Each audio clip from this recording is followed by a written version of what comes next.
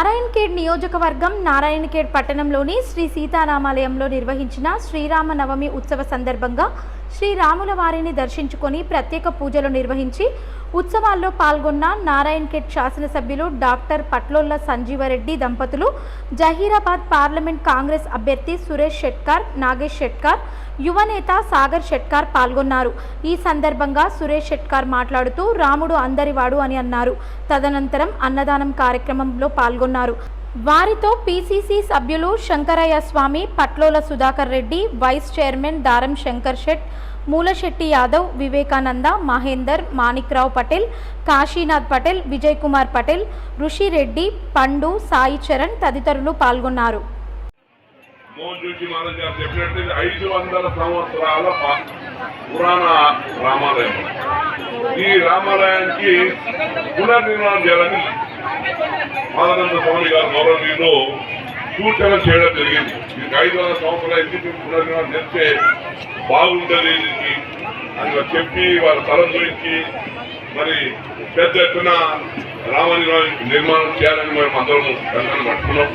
అందులో భాగంగానే ఈ కార్యక్రమం జరుగుతూ ఉంది.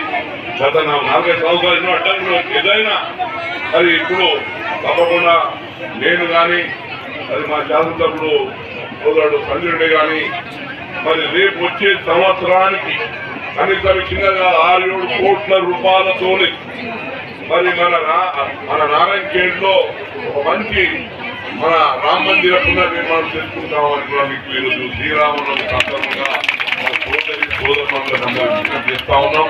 ఎందుకంటే ఆ దిశగా మీ అందరి సహకారం కావాలి.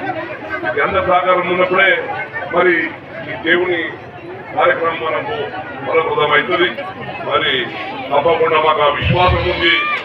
ఈరోజు ఈ శ్రీరామనవమి సందర్భంగా ఎందుకంటే చిన్నప్పటి నుంచి ఎందుకంటే మా ఇంటి ముగ్గట్టుతో చిన్నప్పటి నుంచి ఈ శ్రీరాములను పెరుగుకుంటా ఆడుకుంటా పెరిగిన వాళ్ళు.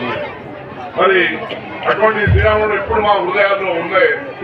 శ్రీరాముడు చిన్నప్పటి నుంచి మాకు ఎందుకంటే మా ఇంటి ముంగట్టు ఉంటుంది. ఇది శ్రీరామనవమి అయినప్పుడు, జాతర అయినప్పుడు కానీ ఇది కానీ ఏ ఉత్సవాలైనా ఈ మొదల నుంచే మా జ్ఞాపకాలు ఉన్నాయి.